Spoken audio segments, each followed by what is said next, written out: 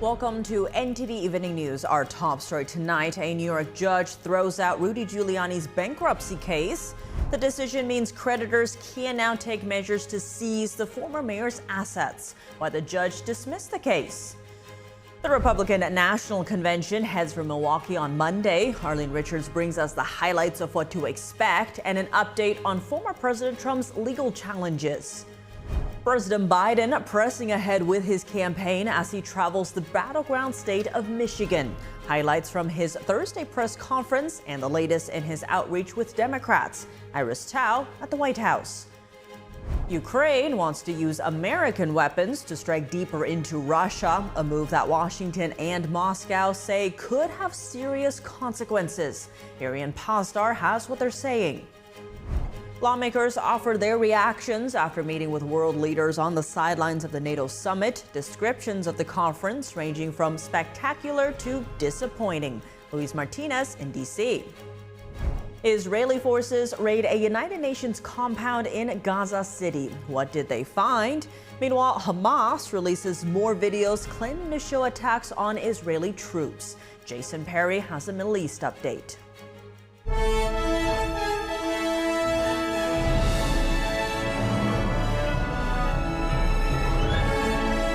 This is NTD Evening News. Live from our NTD Global Headquarters in New York City, here is Tiffany Meyer. Good evening, and thank you for joining us tonight. A New York judge today dismissing Rudy Giuliani's bankruptcy case. The move paves the way for creditors to immediately try to seize his assets.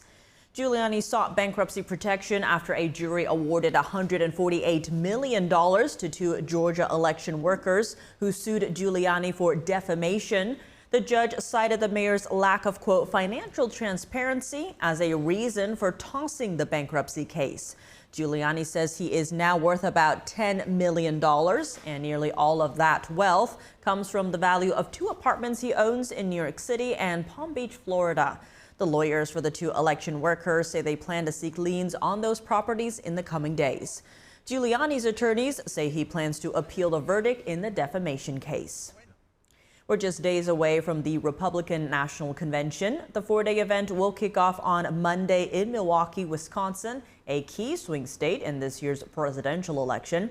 NTD's Arlene Richards has more on what we can expect. On Monday, 50,000 attendees, including hundreds of journalists, are expected to fill Milwaukee's Fiserv Forum Arena, home of the Milwaukee Bucks. The arena will host the Republican National Convention from July 15th to 18th. Party delegates from all 50 states and 6 U.S. territories will officially select nominees for president and vice president at the convention. Former President Trump is set to be announced as the party's nominee for president. He is expected to accept the nomination with a speech on July 18th, the final night of the convention. The former president is also expected to reveal his pick for vice president on July 15th. A variety of guests, including rising Republican stars, veterans, and everyday Americans, will grace the stage. Speeches will focus on key issues in the party's new policy platform, including abortion, immigration, and the economy. Milwaukee, the largest city in Wisconsin, is an important swing state that will be key in determining the overall result of November's election. Wisconsin has chosen the winning candidate nationally in the last 4 elections. As Trump heads to the convention, it looks like the mounting legal cases against him have reached a low point and appear to be a lot less threatening to his run for president. Although a Manhattan jury found the former president guilty of 34 counts of falsifying business records, he won't face sentencing until at least September. And it doesn't appear that he will go to trial in any of the other 3 criminal cases before the election. Trump's attorneys in the Manhattan case immediately called for the conviction to be tossed after the Supreme Court ruled that presidents have immunity for their official acts. They argued that the prosecution used evidence of Trump's official acts during the trial, something the High Court said was not allowed. The immunity decision stems from the Washington, D.C. election interference case. In that case, Trump is accused of plotting to overturn the 2020 election. Judge Tanya Chutkan is expected to review the case again to dismiss allegations that involve official acts. Trump's legal team in the Florida documents case are also raising the immunity defense. There, he's been charged with illegally holding boxes of classified documents. Judge Eileen Cannon has granted his team additional time to file an immunity motion. Meanwhile, the trial has been delayed indefinitely. The immunity ruling will also impact the already delayed Georgia election case. District Attorney Fani Willis has accused Trump and others of a racketeering conspiracy to change the state's election results. Currently, Trump and some other defendants are appealing the judge's decision to not disqualify Willis from the case. The Republican Party released its 16-page platform last week. It largely embraces Trump's positions on issues frequently touted in his campaign speeches. Democrats will hold their national convention in Chicago next month. Arlene Richards, NTD News. And NTD will be covering the RNC all next week. We'll have on-the-ground access, in-depth analysis, and a lot more prepared for you during our special live coverage of The Nation Decides 2024. Join Steve Lance and myself for our 4-day coverage next week, Monday through Thursday, starting at 6 p.m. Eastern each day. President Biden in Michigan today as his campaign calls on Democrats to unite around him. That says new polling continues to show a tight race after the debate. NTD's White House correspondent Iris Tao has the details. President Biden is pressing ahead with his campaign. Today he's stumping in the key battleground state of Michigan. Thank you. You all need this like another hole in your head on a beautiful day like this to come in to say hi, and I can't thank you enough. And that comes just a day after his high-stakes press conference at the NATO summit where he vowed to stay in the race. His campaign now pointing to that presser as a success. Watch.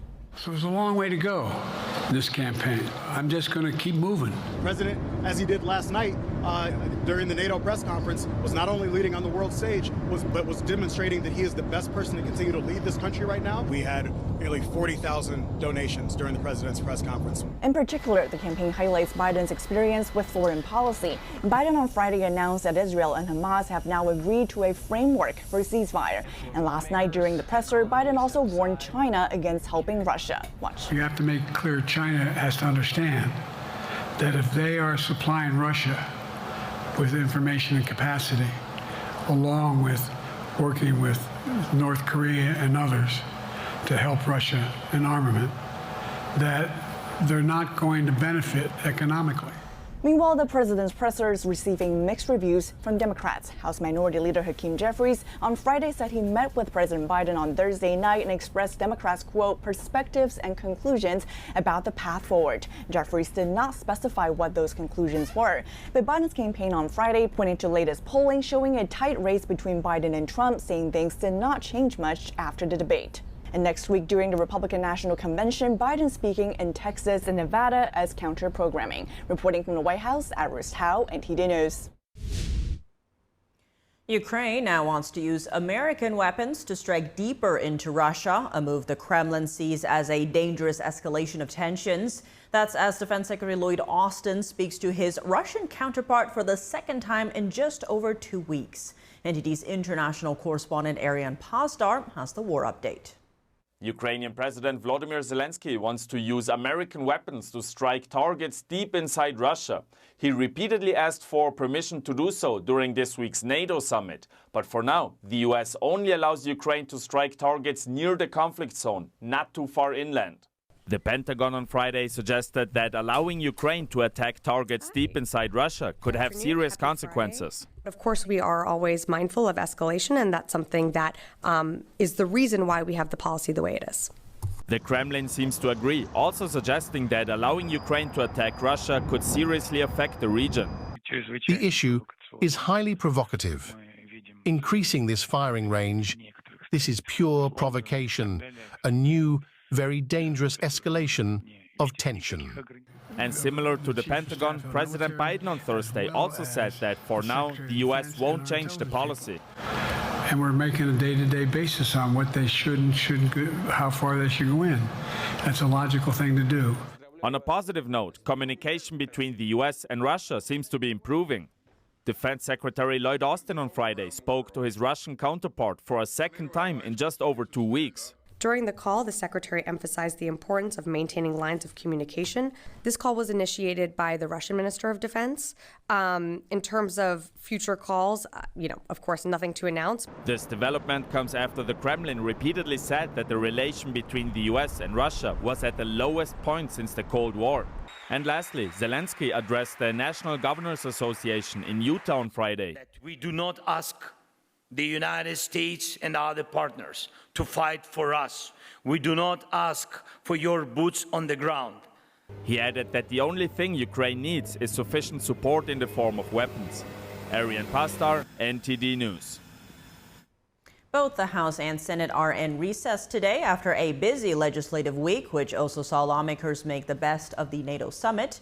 NTD's Washington correspondent Luis Martinez has more on how members of Congress experienced the conference. Lawmakers, both Republican and Democrat, met with world leaders on the sidelines of this week's NATO summit. Former Speaker of the House and Democratic Congresswoman Nancy Pelosi described the 75th anniversary of the military alliance as spectacular. What I do want to say is that yesterday I was honored to be present at the president's speech at NATO.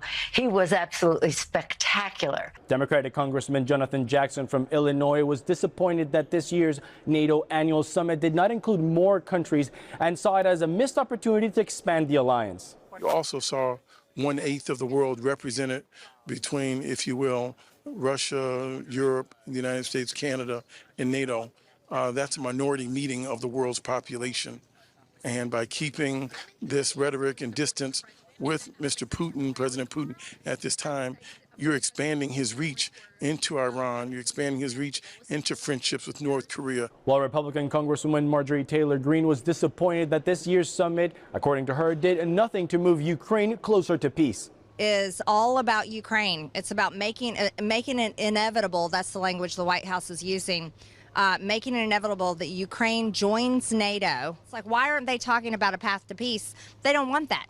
They want to keep the Ukraine war going, and they want to find a way to make it Trump-proof. A bipartisan group of senators sent a request to Secretary of State Antony Blinken to push for the inclusion of Hawaii into the protection of Article 6 of NATO. Currently, the Pacific Islands are excluded from NATO's collective self-defense measures. Also on the sidelines of this week's NATO summit, Speaker of the House Mike Johnson met with Ukrainian President Volodymyr Zelensky, with the President of the Czech Republic, the Prime Minister of Greece, and the newly elected Prime Minister of United Kingdom, Keir Starmer.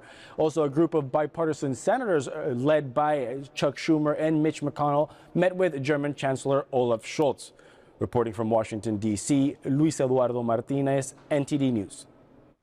Israeli forces raided a United Nations compound in the Gaza Strip, uncovering weapons and more. Meanwhile, Hamas terrorists release more videos claiming attacks on Israeli troops. Jason Perry has the Middle East update.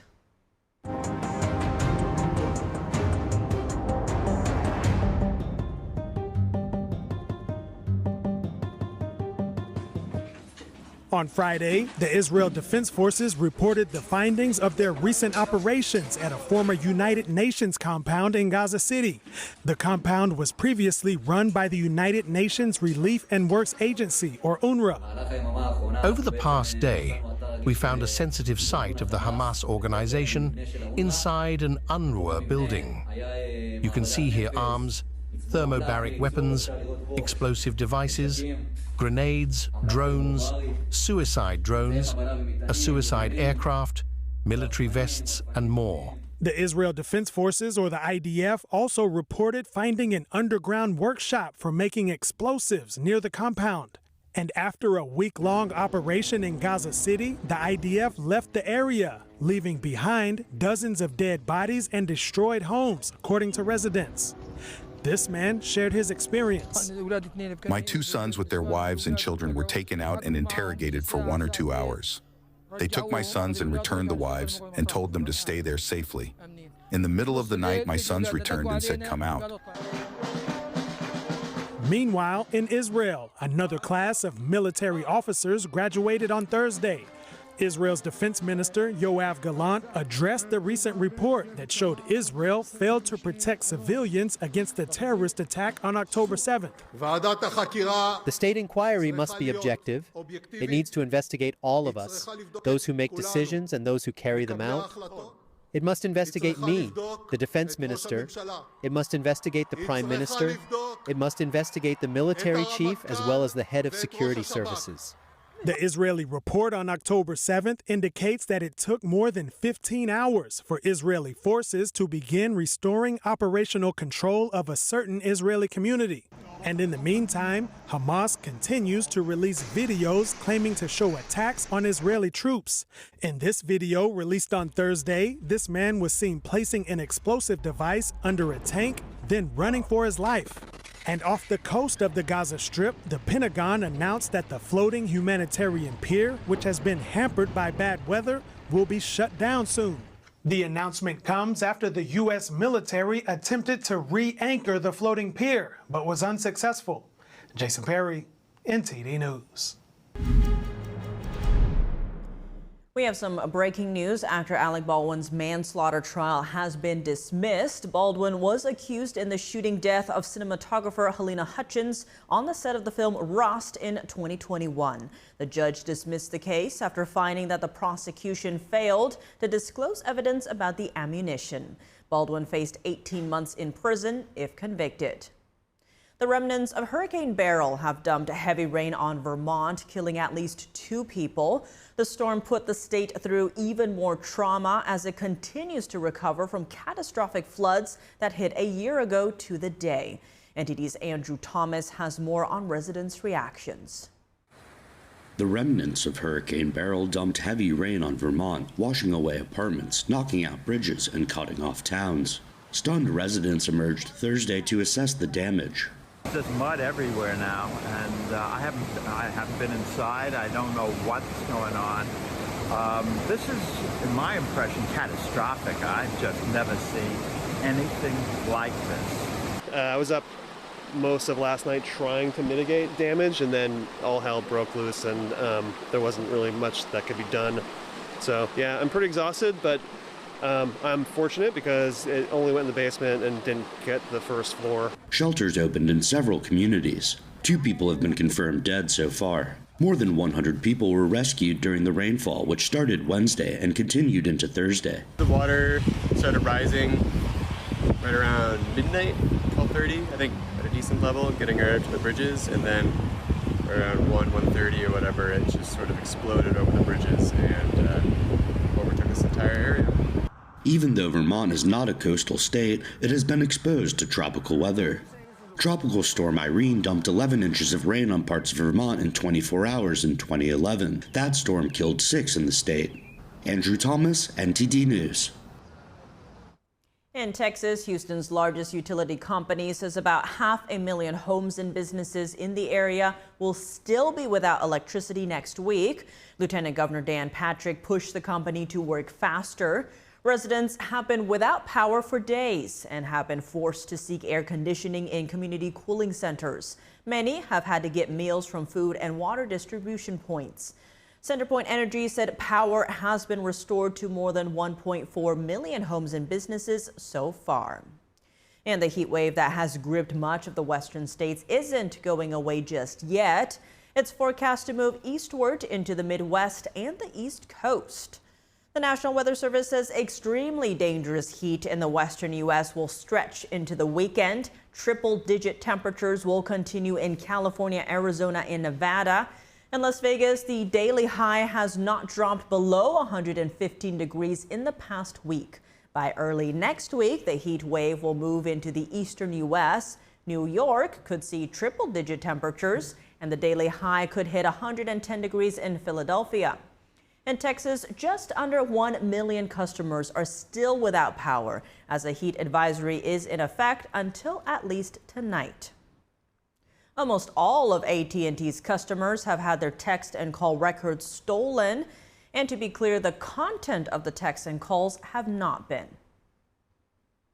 AT&T revealed Friday that nearly all its customers had their text and call data stolen in mid-2022. What exactly was stolen? call and text message records. This doesn't include the content of the calls and texts or when the calls and texts were made. It does include phone numbers, the number of calls, and the length of the calls. Customer names were not exposed, but AT&T says there are ways to find the name associated with a phone number. It just gives them a way better picture in order to mount better quality attacks against people. You'll be able to tell exactly what doctors they interacted with or firms of doctors from the reverse phone numbers. You'll be able to know which services online they registered for. Tech expert Ashley Monraj says criminals may not be able to harm you directly with the data itself, but they can use it to learn more about you. It's the culmination of all the pieces, those digital breadcrumbs that provide value to a hacker, to a cyber criminal.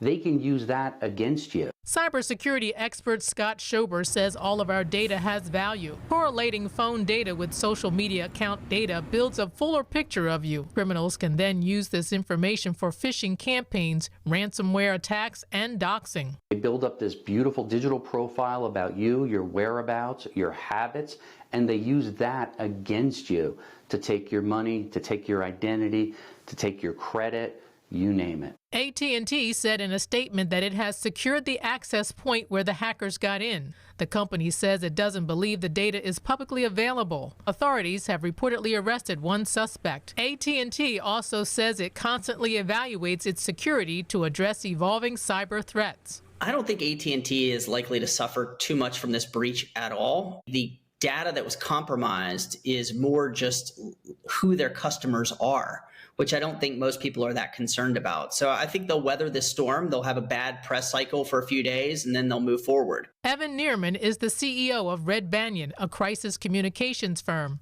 He says if the content of people's messages and calls were stolen, it'd be a different story. Fast food restaurant owners are scrambling to absorb a dramatic jump in labor costs after a new California law boosted the hourly wage for fast food workers from $16 to $20 an hour. NTD's Eileen Eng has more on the impacts. Though California's new minimum wage for the fast food industry puts more money into some workers' pockets, it has ignited a series of menu price hikes, mass layoffs, and reduced work hours across the state. So we basically had to raise our prices over about 10% in April due to the increase of minimum wage. But we've had to cut back on their hours, we've had to cut back on staff, and we're trying to accommodate as much as possible. But when the customers aren't coming in, it's very difficult to pay for the staff to be here.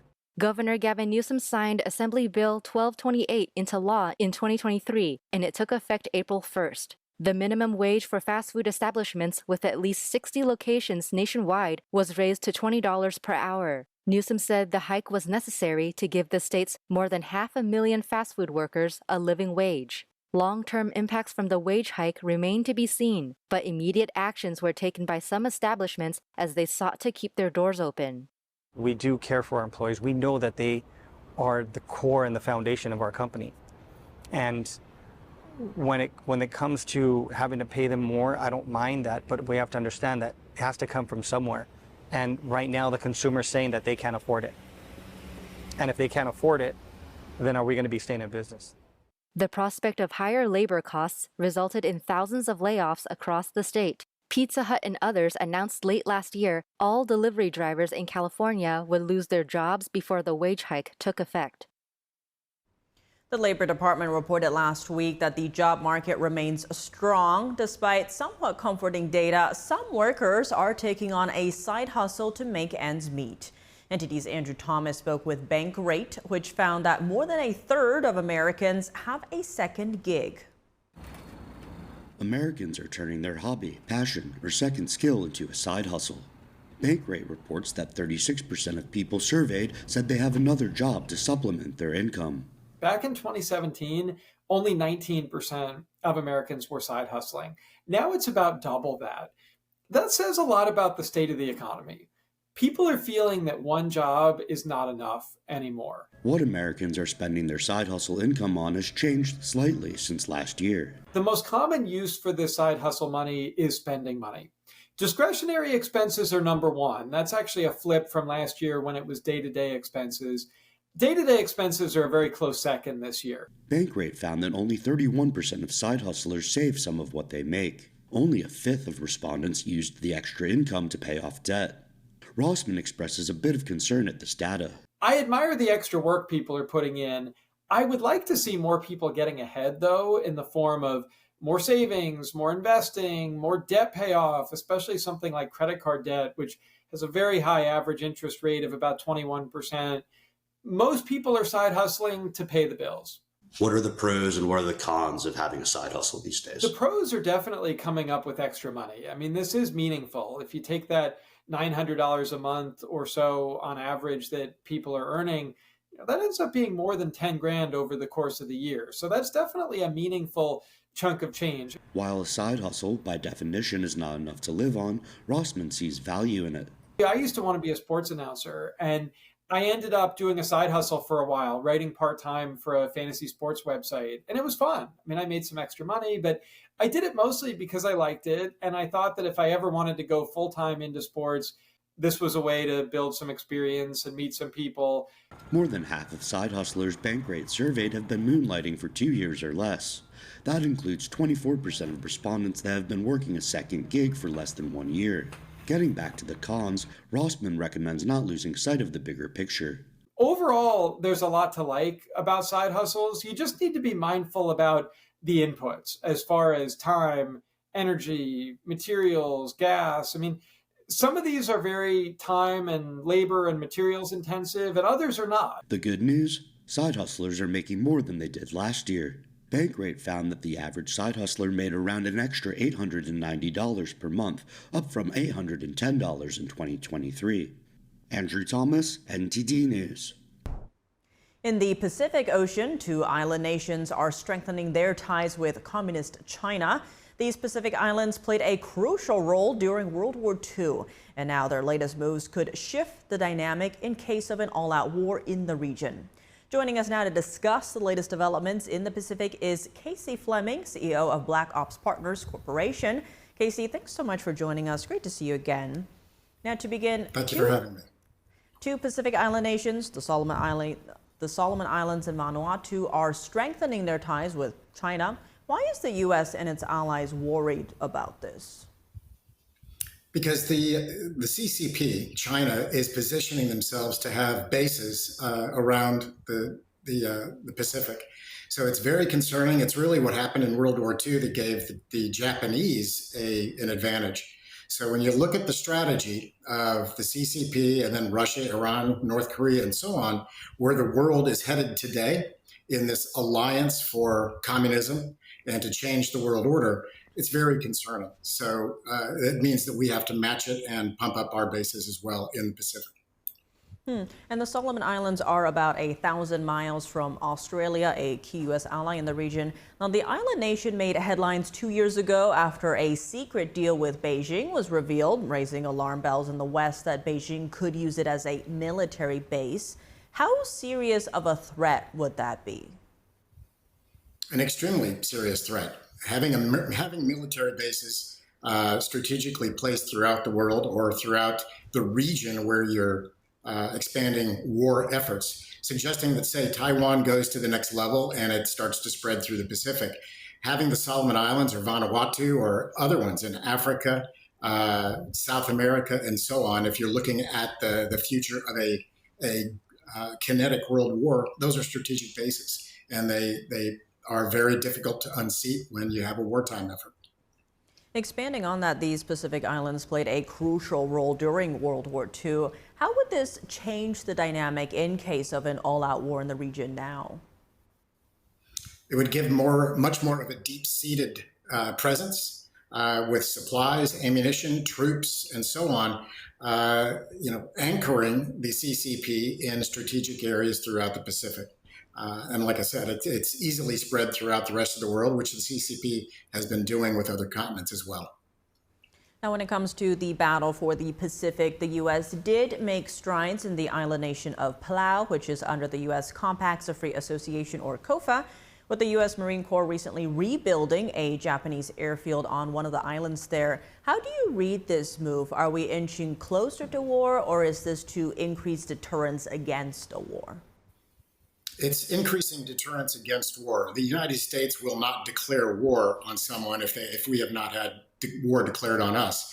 The problem is you have to look at the CCP's aggression over the past 20 and 30 years, both economically, militarily, and the gray zone as well. So you have to look at your adversary.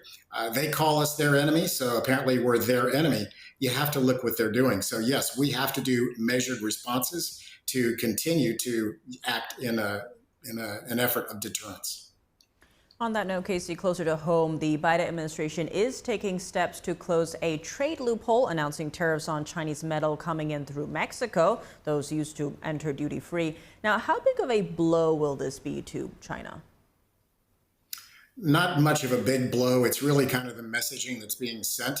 But what people need to understand is that when we buy Chinese goods, we're funding their aggression around the world, which it's currently in a soft war, soft presence, soft power, but it could go hot or kinetic at any given time.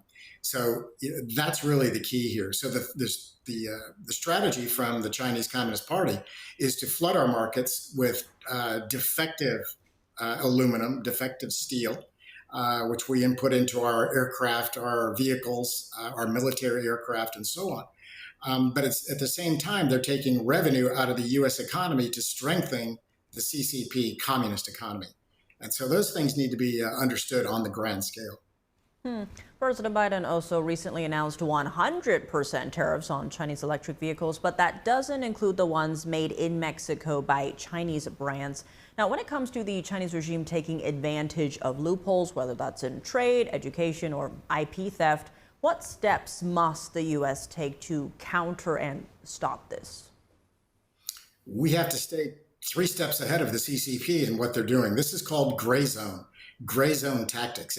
If they can't go directly, they'll go, through another method. They're doing that in sourcing computer chips and AI chips as well. But they're doing that in every industry that we have to understand. So our government is finally waking up. It's been a long time coming, but we have to be 2 or 3 steps ahead of the CCP and basically shut them down. Honestly, it's kind of a whack-a-mole exercise, and it's not going to change anytime soon. Casey Fleming, CEO of Black Ops Partners Corporation, thank you so much for joining us. Welcome back. I'm Tiffany Meyer. Thousands gathered in Washington, D.C. yesterday to call for an end to the Chinese Communist Party's persecution against the spiritual practice Falun Gong, also known as Falun Dafa. At the backdrop of the nation's capital, Falun Gong practitioners commemorated the occasion with a rally and a candlelight vigil. NTD's Sam Wong has the story. Here in front of the U.S. Capitol, the National Mall is dotted with tears, memories, and thousands of candlelights. On Thursday night, Falun Gong practitioners gathered for a candlelight vigil in memory of those killed by the Chinese Communist regime for simply practicing their faith. July 20th will mark the 25th anniversary of the CCP's brutal persecution against Falun Gong. As world leaders spend the week in Washington during the NATO summit, practitioners sit quietly on the lawn with candles in hand, a sight that draws a somber mood to the epicenter of global politics. Many of them hold portraits of their fellow believers, each of which carries stories of a Falun Gong practitioner who died at the hands of Chinese authorities. Well, it makes me feel horrible. I have freedom and those people don't. As a German, I'm very familiar with what state-run persecution is, with our German Nazi history. And it was horrifying then, and it's still horrifying what's going on still in China with an organ harvesting. Those who met face-to-face with the persecution recount their memories of living under a communist regime. I was in elementary school. My mom was kidnapped for several times. I used to be an outstanding student in the eyes of my teachers, but after the persecution, a lot of friends and teachers, they isolate me in the school, which make me feel sad and hard to be accepted. Some were ostracized by colleagues, friends, and families. Others spent years on the run. I was repeatedly arrested for 3 times. My whole family practiced Falun Gong. Ever since the persecution, we have not once gotten together as a family. Earlier on Thursday, practitioners commemorated the occasion with a rally and a parade. Holding banners and wearing bright yellow t-shirts, parade attendees remained undeterred by the sweltering heat wave in Washington, D.C. Along Pennsylvania Avenue, thousands marched down the street, stretching banners that write, "The world needs truthfulness, compassion, and forbearance."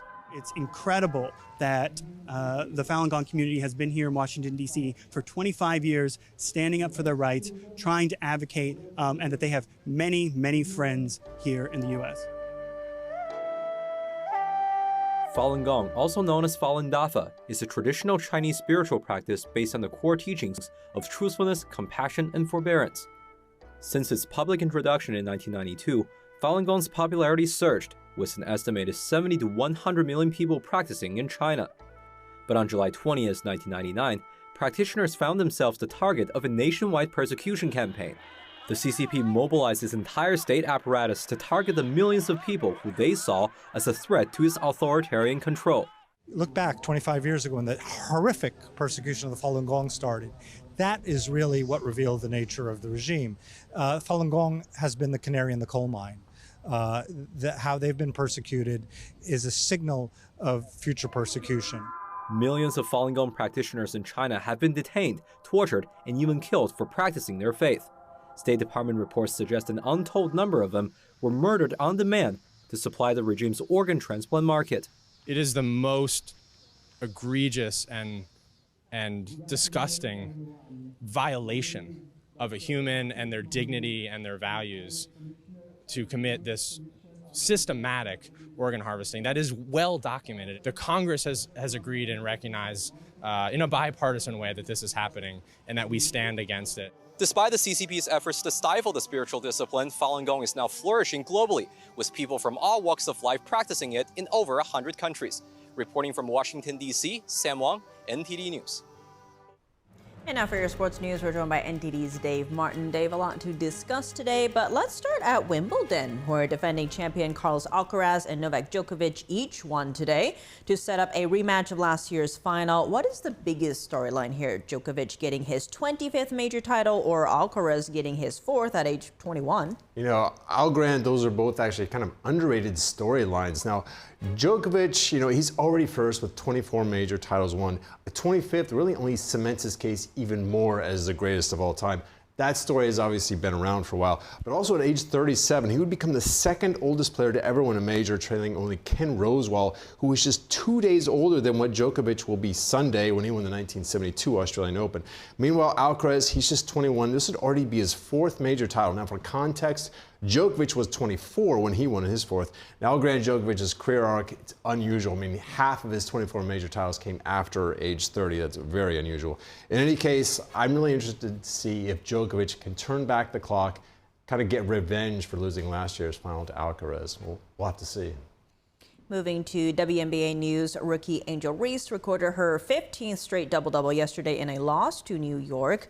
Now, where would you say Reese and Caitlin Clark rank as far as Rookie of the Year standings? Well, this is a hotly contested debate. You know, both players have their supporters. Both have really come on strong and late, and these two are rivals as well. It's kind of a toss-up at this point. I mean, these are really two different types of players. Reese plays in the paint. She's a tenacious rebounder and defender. I mean, she averages nearly 12 rebounds a game. That leads the entire WNBA. Also, gets 14 points a game, second on her team. Clark, she's a guard, plays mainly on the perimeter. She's second in the league in assists at 7.5 a game, but she's also top 20 in scoring and in rebounding. I don't think you can go wrong with either player, so we still have plenty of season left to really decide this debate. Looking at soccer news, we have the championship of both the Euro 2024 and the Copa America on Sunday. Who is the favorites here? Well, Spain is favored to beat England in the Euro Cup. Now, the Spanish team has that 16-year-old Lamine Yamal, who became the youngest to ever score at a major tournament when he got that equalizer against France on Tuesday. Younger than even the great Pele, who was 17 when he scored at the 1958 World Cup. Yamal actually turns 17 tomorrow. He's a very exciting player to watch. That game starts at 3 p.m. Eastern time on Sunday, as you mentioned. Now, meanwhile, at the Copa America, Lionel Messi and Argentina, they are the favorites to beat Colombia for the title. And that would mark their 16th championship at this event. That would actually break a tie with Uruguay for the most ever. That match starts at 8 p.m. Eastern time on Sunday as well. Shifting gears to baseball, Pirates rookie Paul Skenes was named the starting pitcher for the National League in next year's All-Star game. Now, is this something usually reserved for the league's best pitcher? Yeah, for sure. You know, there's 13 pitchers on the All-Star team, and to be chosen as a starting pitcher for this year's is an incredible honor. And it's incredible even more that this is someone who just made his big league debut just 2 months ago. He's only the 5th rookie to get this starting pitcher honor. He deserves it too. And now he's only started 11 games.